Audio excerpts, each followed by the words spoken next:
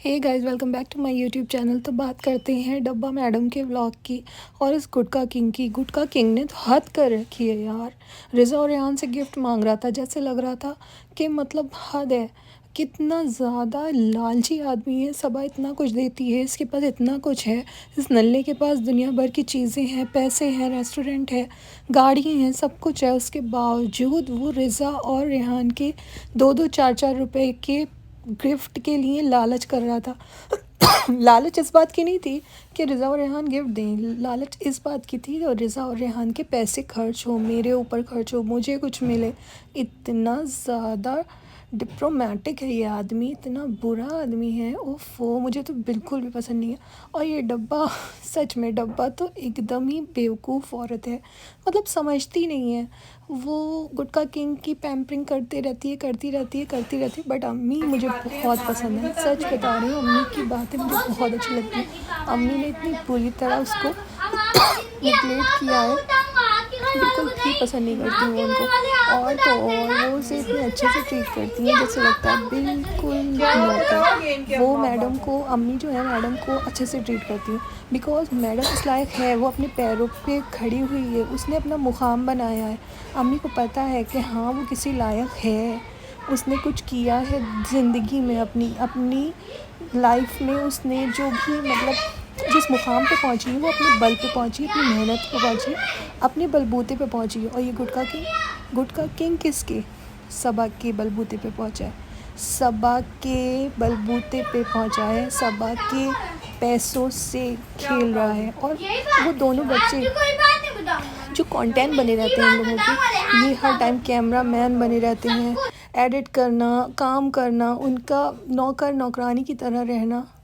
उनसे ये अपने आप को वो कर रहा है, गिफ्ट मांग रहा है। हद है यार, कितना ज़्यादा बदतमीज़ है ये आदमी। मुझे तो बिल्कुल भी पसंद नहीं है गुटका के। और ये डब्बा मैडम, मगर एक बात है, ये सही भी किया इसने। डब्बा जो है बहुत अक्लमंद है। डब्बा जानती है कि मतलब कैसे आदमी से शादी करनी चाहिए जो इसकी मुट्ठी में रहे। अगर ये किसी अमीर से या फिर किसी भी मुंबई के किसी अच्छे लड़के से शादी करती है तो वो उससे इतना दब के नहीं रहता, वो आगे आगे बढ़ता।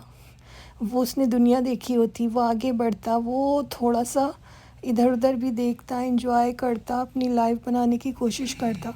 गुटका किंग ने कुछ भी, गुटका किंग जो है इसके बस में रहता है, दबा रहता है इससे। बट आई डोंट थिंक कि सबा को ऐसे लड़के से शादी करनी चाहिए थी। ये करोड़पति है औरत, लाखों कमा रही है, करोड़ों कमा रही है, उसके बाद भी एक मौदहा के बेवकूफ़ आदमी से। लेकिन ठीक भी है एक तरह से, क्योंकि इसको किसी चीज़ की ज़रूरत नहीं थी। इसको एक अपने बॉडीगार्ड की ज़रूरत थी, इसको किसी की ज़रूरत नहीं थी। इसके पास पैसा था, दौलत थी, घर था, बार था, सब कुछ था। बस इसको ज़रूरत थी एक बॉडीगार्ड की, जो बॉडीगार्ड इसको मिल गया।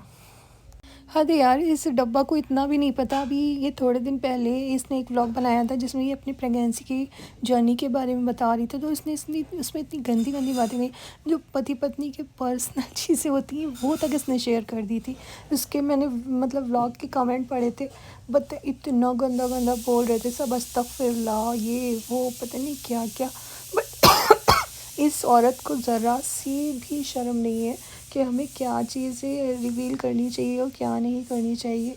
वो सब कुछ बोलती चली जा रही थी, बोलती चली जा। हद है, व्यू की इतनी भूखी है कि ये कुछ भी कर सकती है, दिखावा, कुछ भी दिखावा कर सकती है पैसों के लिए। ये किसी भी हद तक जा रही है, मतलब सब कुछ भूल गई है। ये ढोंग नाटक हर चीज़ करना उसने शुरू कर दिया है। बताइए, इतना ढोंग करती है कि मैं बहुत ही मुसलमान हूँ, ये हूँ वो हूँ, और इतना गंदे तरीके के कमेंट उसको आ रहे थे, गंदी बातें कर रही थी। मतलब हस्बैंड वाइफ की प्राइवेट पर्सनल बातें तुम पैसों के चक्कर में यूट्यूब पे लाओगी तो पब्लिक क्या कहेगी? ऑब्वियस सी बात है, पब्लिक यही कहेगी ना। सो आज के लिए इतने ही, आगे फिर मिलेंगे।